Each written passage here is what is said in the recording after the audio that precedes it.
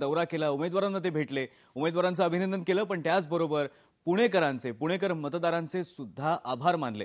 मनसे कार्यकर्त्यांनी तर त्यांचं जल्लोषात पगडी घालूनच स्वागत केलं। पुण्यातला निकाल अनपेक्षित होता असंही त्यांनी पत्रकार परिषदेत कबूल केलं।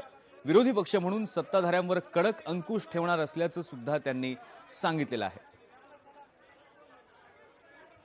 अर्थात स्वतः मनसे हा पक्ष जो आहे तो विरोधी पक्षावर दावा सांगणार की नाही याबद्दल मात्र राज ठाकरेंनी मौन बाळगलेलं आहे।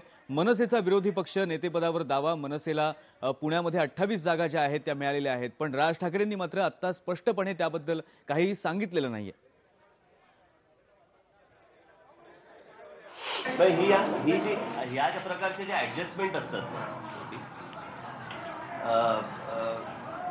तर शेवटी एक फेस व्हॅल्यू नावाची पण एक गोष्ट असते।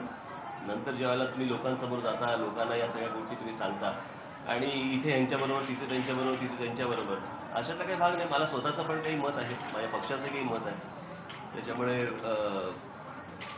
जी काय जबाबदारी लोकांनी ज्या आकड्यावरती सोपवलेली असेल त्या आकड्यांचा विचार करून मी पुढे जाईल। पुण्याचे जे प्रलंबित प्रश्न, इतर ज्या काही गोष्टी आहेत, खास करून पायाभूत सुविधा, मला असं वाटतं पायाभूत सुविधा ह्या महत्त्वाच्या गोष्टी आहेत। इथल्या पब्लिक ट्रान्सपोर्ट सिस्टीम हा विषय खूप महत्त्वाचा आहे आणि मी माझ्या भाषणामध्ये म्हटलं होतं की ज्यांच्या हातामध्ये राज्य सरकार आहे त्यांना महानगरपालिका पण पाहिजे तरच या शहरांचा विकास होईल। हे खोटं वाटतं वाक्य मुळात, की ज्यांच्याकडे राज्य आहे, एवढा फंड आहे, एवढ्या सगळ्या शहरं त्याच्या हातच येतात ना शेवटी।